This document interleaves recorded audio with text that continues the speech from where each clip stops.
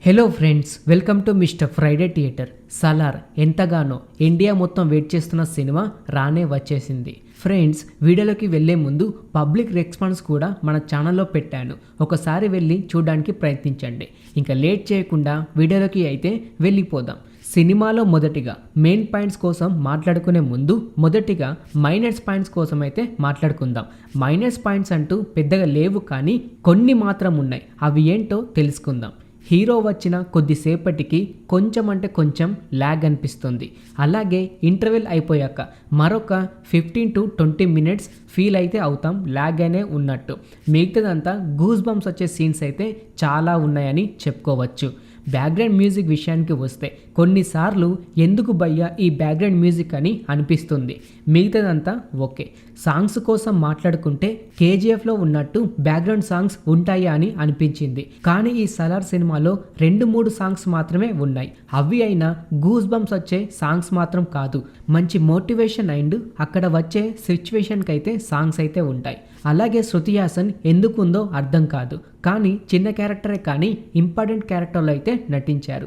ఇప్పుడు plus points కోసం మాట్లాడుకుంటే ప్రభాస్ గారి ఎంట్రీ బాహుబలి సినిమాతో ఎంత హైప్ని క్రియేట్ చేశారో అంతకు మించి ఉంటుంది. ఆ కట్అవుట్కు తగ్గ సినిమా అని చెప్పుకోవచ్చు. మొత్తం యాక్షన్ ఫస్ట్ హాఫ్ అలాగే సెకండ్ హాఫ్ రక్తంతోటే ప్రభాస్ గారిని చూపిస్తూ ఉంటాడు.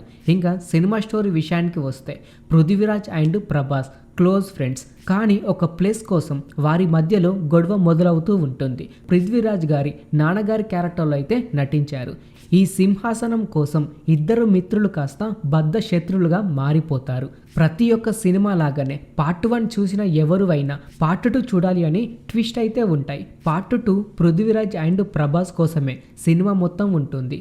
ఆ సింహాసనం కోసం వీళ్ళిద్దరూ ఎలాంటి ఫైట్ చేసుకుంటారో చూడాలి మరి. అలాగే ప్రభాస్ గారి హ్యాండ్ ఎప్పుడు చూసినా క్లాత్తో కవర్ చేసి ఉంటుంది.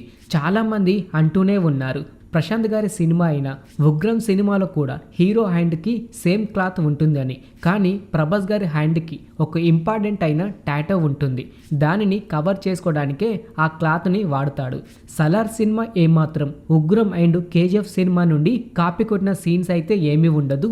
చాలామంది డబ్బింగ్ సినిమా అని అంటున్నారు. ఇది ఏమాత్రం నిజం కాదు. మీరు సినిమా చూశాక మాత్రం 100% ఎంజాయ్ చేస్తారు. లాస్ట్ విషయమైన సలార్ సినిమాలో యష్ ఉన్నాడా అని చాలా వీడియోస్ అయితే వైరల్ అవుతూనే ఉన్నాయి. కేజీఎఫ్కి అలాగే సలార్కి ఎలాంటి సంబంధం లేదు. సలార్ సినిమాలో యష్ అయితే ఒక్క సీన్లో కూడా కనిపించడు.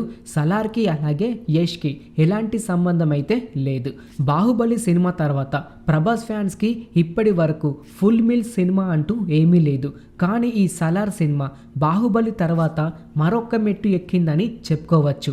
సినిమా మొత్తం వైలెంట్తో కూడి ఉంటుంది. కొన్ని సీన్స్ సస్పెన్స్ అయితే ఉంటాయి. అవి మీకు తెలియక ముందే సినిమా చూడడానికి ప్రయత్నించండి, అప్పుడే మీకు అర్థమవుతుంది ప్రభాస్ గారిని ఎందుకని డైనోసార్తో పోల్చారు అని. సలార్ సినిమా చూసిన ఎవరు అయినా 3000 crores మాత్రం 100% కలెక్ట్ చేస్తుందని చెప్పక తప్పదు. బ్లాక్ బస్టర్ టాక్ అయితే ఆల్రెడీ వచ్చేసింది.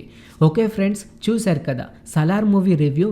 ఇలాగే ప్రతి ఒక్క మూవీ రివ్యూ మీరు తెలుసుకోవాలి అని అనుకుంటే మన ఛానల్ని సబ్స్క్రైబ్ చేసుకొని పక్కన ఉండే గంట సింబల్ని యాక్టివేట్ చేసుకోండి.